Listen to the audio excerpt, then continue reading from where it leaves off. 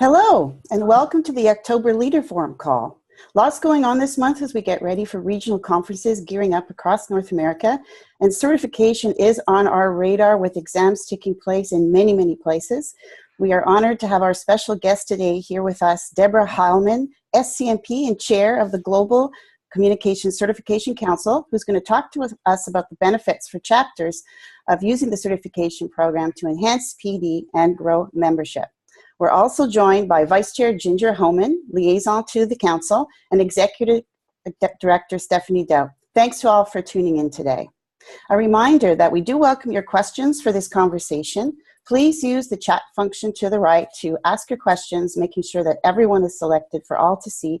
Please don't share the Q&A button at the bottom of the platform. We are not following that link. And so we have about 30 minutes today to dig into this topic, and we'll leave some time at the end for questions and to give some updates coming upstream from HQ. So without further ado, over to Deb, and welcome. Thanks for joining us today, Deb. Thank you, Sharon. I really appreciate the opportunity to talk to our leaders today. And I want to talk today about the Global Communication Certification Council, or the GCCC, and how you can leverage professional certification as a growth engine for your chapter. The Council launched the certification program in 2015. Currently, we have 87 Certified Communication Management Professionals, or CMPs, and 17 Strategic Communication Management Professionals, or SCMPs. The SCMP program is gaining momentum since it was launched 6 months ago, and we're seeing a lot of interest, including from current ABCs. We view the SCMP certification level as a driving force for growth for the GCCC. There are still 7 exams scheduled for the remainder of 2017, including several sites in Canada and the regional conferences in Houston and Pittsburgh. So I want to give a big shout out to all the Canada chapters who have been hosting exams. Clearly, you see the benefits to your chapters and your members in promoting certification, and I thank you for that. But we've still not reached a critical mass, especially in the US, and we are laser focused on achieving the growth we need to make ours the preeminent certification program for business communicators worldwide. So I want to talk to you today about how getting your chapter more involved in the certification program can boost your growth and provide an important service to your members. I want you to think of your chapter as a business. Every business needs to have a unique value proposition, and certification can help you to deliver on that. Members are your customers, and it's important to understand what your customers and their customers need from us. And also, it's important to consider what your potential customers, that is the practitioners in your market area that have not joined IABC or who belong to a competing organization like PRSA, might need. You must develop and deliver on a unique value proposition that potential members can't get from another organization. Certification can help support that strategy. Delivering world-class professional development programs that can help your members advance their careers is one of the most important things you can provide. It's one of the biggest reasons that communicators join IABC or other professional associations. But let's look at the opportunity as it relates to IABC 1720 Strategic Framework. So what's IABC's value proposition? IABC is the only global organization connecting me with the people and insights I need to drive business results. Our vision is to have professional communicators at the heart of every organization.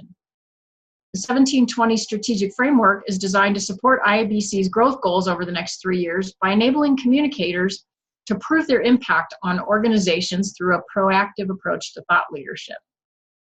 The 3 pillars of the strategic framework are 1, to advance the profession, 2, to create connection, and 3, to develop strategic communicators.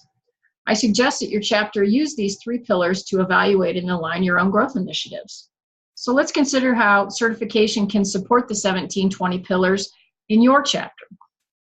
The first pillar is advanced profession, defined as advanced awareness of communication as a strategic leadership function, demonstrating its impact on business performance. By creating strong links to the CMP and the SCMP certification in your professional development programs, you support advancement of our profession, and more important, help your members, your customers, learn how to validate their personal impact on business performance. If you align all chapter professional development programs, including monthly luncheons and dinners, to the concept of impacting business performance, you can attract more people to your programs and enhance your local position as the association of choice for professional communicators. That translates directly to growth. An important piece of that alignment is promoting that attendees can use these professional development programs towards their training requirement to apply for GCCC certification and also to maintain it each year. You can and should link every program you offer to this strategic pillar. In so doing, you can increase attendance at programs and improve your membership numbers, again, driving growth for your chapter. Another key activity that will help support communicators in your market is hosting certification exams. If you host an exam, you make it easy and cost-effective for people in your chapter to earn their certification. Applicants will appreciate being able to take the exam locally, especially those with no travel budget or a small travel budget, and for those like me who are self-employed. In my opinion, every chapter should host certification exams at least once a year. It's an important member service, I think, that also supports this strategic pillar. Host an exam is easy to do. It doesn't require a lot of resources from your chapter, and it delivers another unique value proposition to members and prospective members as they pursue career advancement. The next pillar is create connection, defined as create global peer connections, facilitating ways for practitioners to interact and support each other. The GCCC program is the only certification program for communication practitioners in the world that's designed to meet global standards for excellence. It was designed to support practitioners across the globe, and we'll be validating that soon with our application for ISO certification, which is now in process. Imagine the global connection your chapter can facilitate for its members when they can connect with certified practitioners in other cultures. With today's ever-shrinking world, it's more important than ever before for communicators to be able to connect with peers in other countries.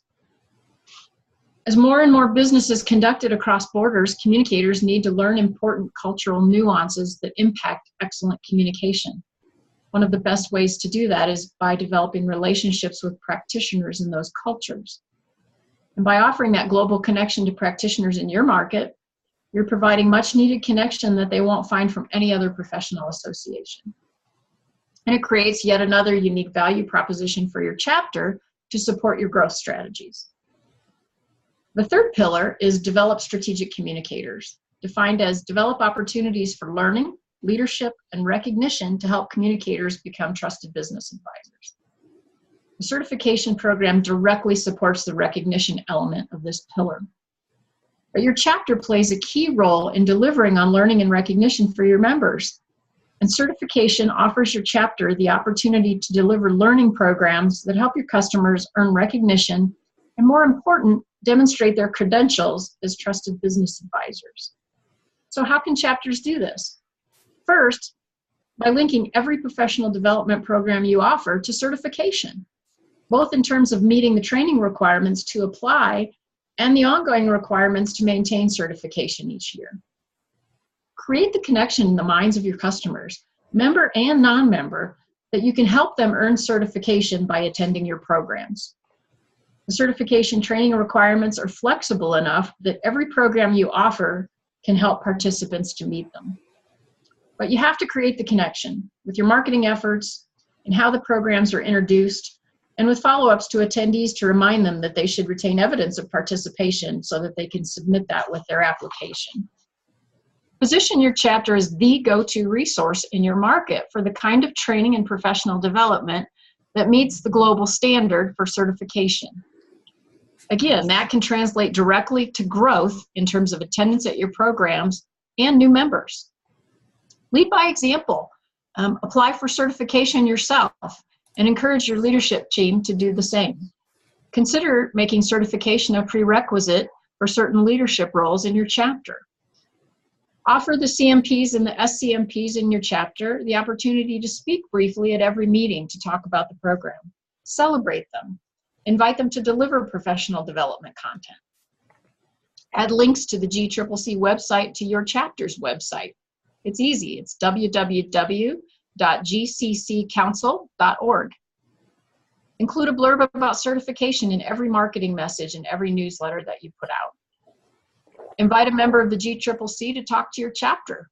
I'm available along with the rest of the council. We can speak via Skype or another video platform at your meeting, and we would absolutely love to do it. Okay, it's time for me to step down off my certification soapbox. So now I'd like to open the floor to any questions you may have about the GCCC and certification. Wow, thank you so much, Deb. I don't think I've heard such a concise presentation of how certification with the global standard truly underpins everything across the 3 pillars of our new strategy. I welcome any questions for our attendees today. A reminder that you can post in the chat box, making sure that it says to everyone so all can see. Do we have any questions at this time? Anyone like to know what it takes to host an exam at the chapter? Yes, I think Ginger is waving her hand. I actually do have a couple of questions. You answered most of the questions I had written down, Deb, so I would just mark them off as you went. But I have a couple while you're waiting for the questions to come in from the audience. One is, how many does it take to host an exam? So I'm a member of a small chapter, and if we were to have an exam every year, because I think that's a great idea to get on the books and do that, is there a minimum number that we need? Well, that's a great question, Ginger. And ideally, we'd like to have at least 5 people sit for an exam when a chapter hosts it. But given that we are in growth mode ourselves, we are not going to cancel an exam just because we have less than 5 people signed up. We have hosted exams with as few as 1 person taking the test. So we look for at least 5, but we're not going to set minimums at this point in time. Okay, super. My other question was about using my my attendance at my monthly luncheon for the continuing ed hours. Do I just need to turn in a receipt that shows the topic? Is that what I attach as I accumulate those hours? Is that enough? Because I think a lot of chapters online are like my chapter, that we register, we use an online registration when we're going to attend the meeting. Is that enough, or do I need to give you more? My suggestion would be to have a copy of the receipt that you paid to attend, and also just a copy of the announcement that went out that shares the information about the content of that meeting in addition to that. So printing out a copy of the email announcement that you received or the online announcement that shows what the content of that program is, along with the receipt, I think should be more than adequate. Perfect. Great questions, Ginger. Also was wondering, Deb, because people have asked me quite frequently, the online version of the exam is new. That was launched at LI in Dallas, and then the SCMP was delivered that way for the first time at the Washington conference in June. Can you explain a little more about how chapters go about to get organized to deliver the exam on site using the online process? Yeah, and the online test is great, guys. I took it myself in June for the inaugural SCMP test. And what chapters need to have available essentially is a good Wi-Fi connection, so that people that are coming in to sit for the exam will be able to access the website. It's all web-based, and people are expected to bring their own computer, their own laptop to take the test. So really the main thing chapters need to have is a quiet room, like a meeting room at a hotel or other places where they might host luncheons, and a good strong Wi-Fi connection. And that's really all that they need. Now, even though it is an online exam, it does have to be proctored. And that's why it has to be hosted by a chapter or at a regional conference, because we do have to have a live proctor in the room. And that's part of the requirement from ISO to help ensure the quality of the exam and to make sure that no cheating is going on, obviously. So that's really the reason that it has to be a hosted exam. That's a very good point in meeting ISO requirements. Could you talk a little more about what's involved in appointing someone as a proctor locally? What do they need to know, and how do they go about getting ready to do that? Well, I don't know a lot of the details because I'm not a proctor myself, but all that information is available on the GCCC website. And when a chapter submits an application to host the exam, they will submit that information for their proctor as well. The requirements are fairly straightforward, and really it's a matter of the chapter making a commitment of having that person be available beforehand and to be there during the entire exam period. And there's 4 hours allowed for people to take the exam. So really just need that time commitment from whomever from the chapter is going to serve as that proctor.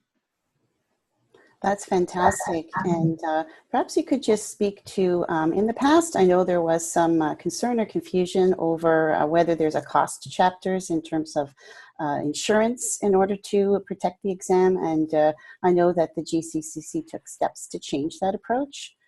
Can you just clarify what that means when a chapter steps up to host locally?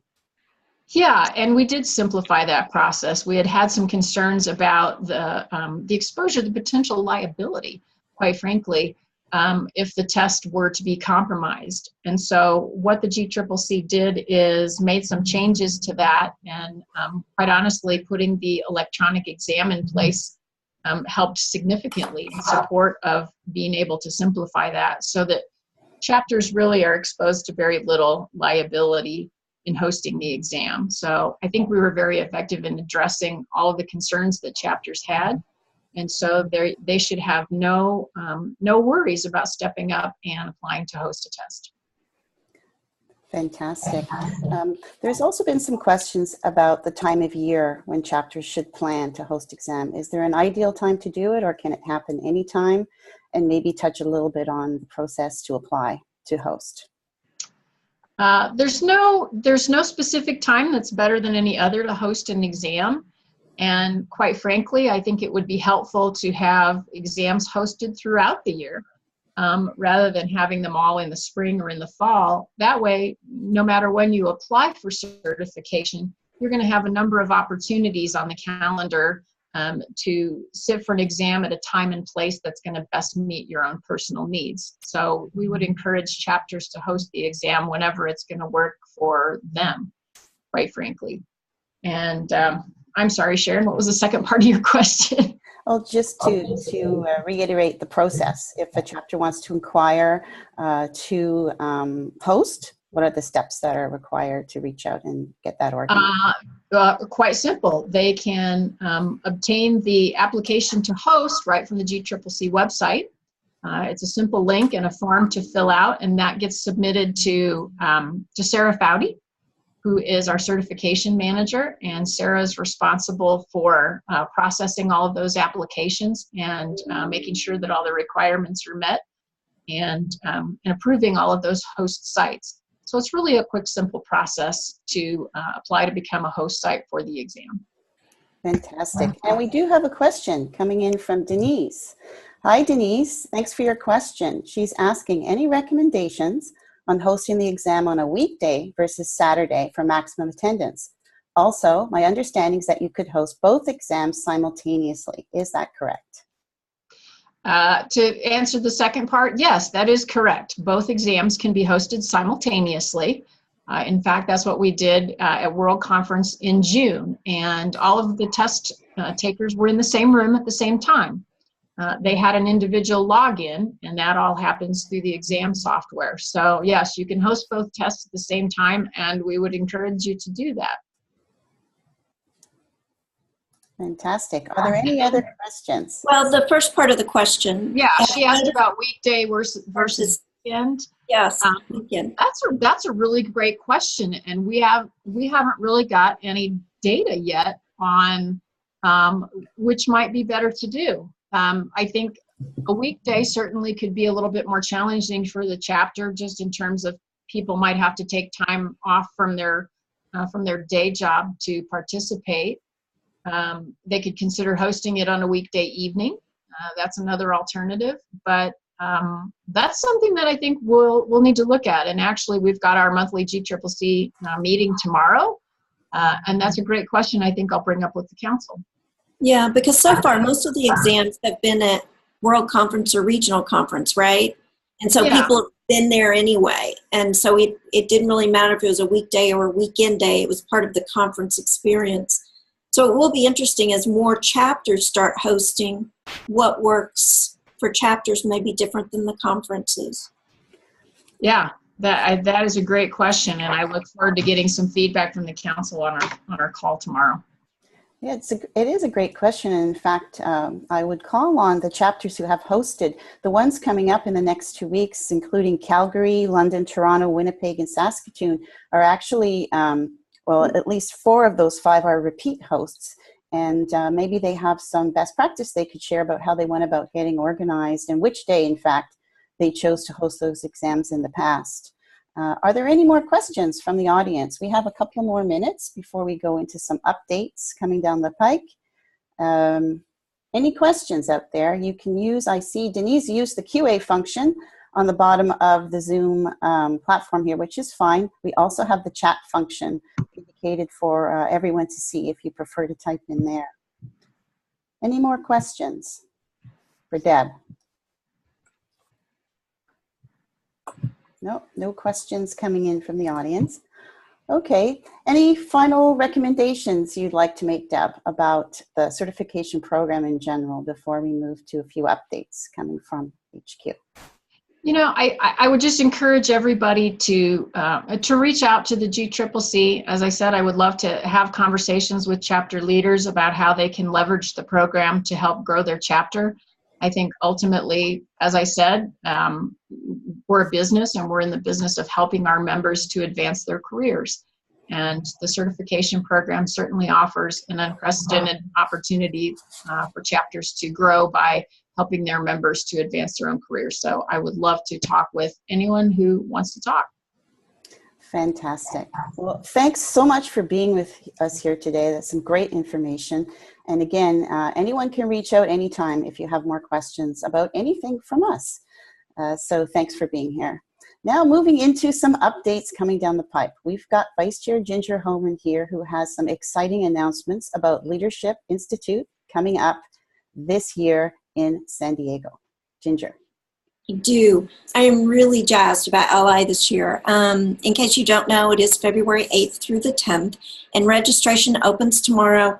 And I really would love for everybody to be able to come because we have an incredible keynote speaker. Her name is Cynthia De Amor. I'm not sure I'm saying her last name right, but Stephanie actually brought her to us. And I went out to her website and did some research on her, and then we actually had a video call with her.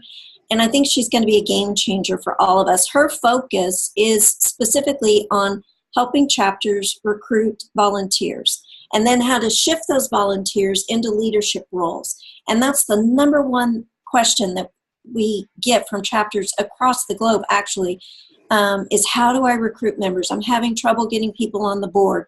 So I think that she is going to be incredible for us. It's going to be a 3-hour workshop, so it's not just a 1-hour keynote session.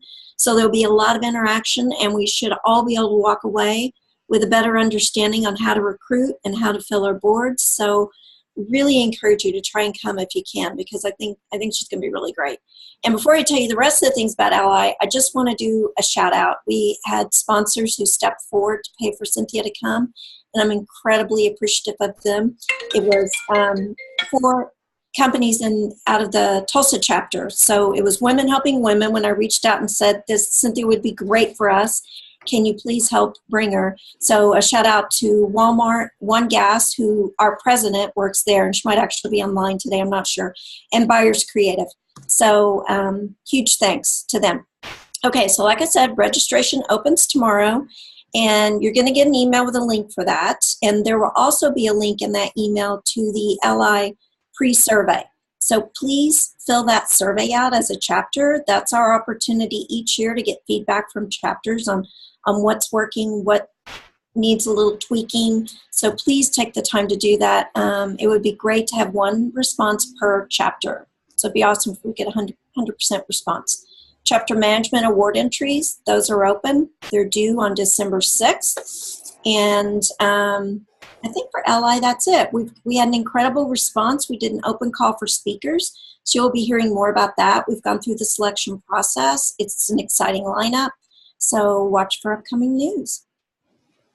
Thanks, Ginger. Thanks. It's going to be great. And there's a wonderful fire pit at the hotel. So let's all get there and chat around the fire pit. That's fantastic. I love LI. It's one of my favorite opportunities amongst the IABC year every year. I think I've been very lucky. I've been to at least 7 LIs in the time that I've been with IABC, and I do look forward to it every year.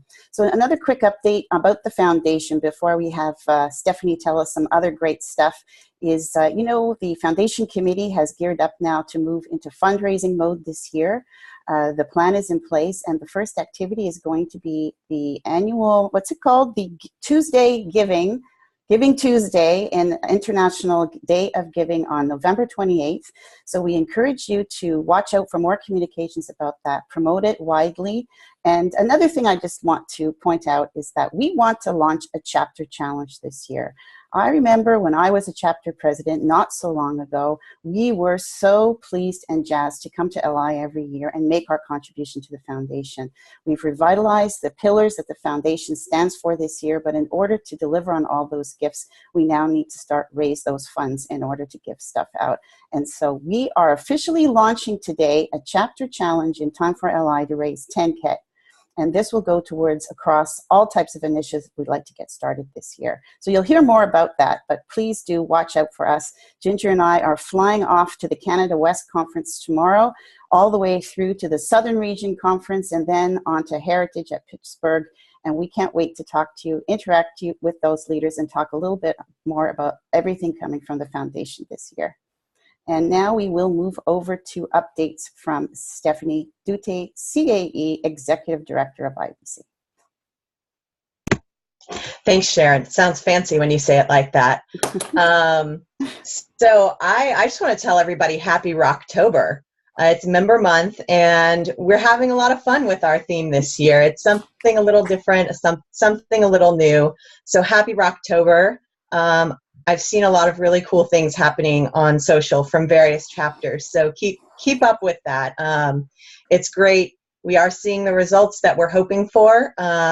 You should be getting updates from our staff on what's happening in your chapter on a weekly basis so that you can keep track of how things are moving along for you. But we're pleased with the progress so far that we're seeing at HQ. So happy Rocktober. That's where we start.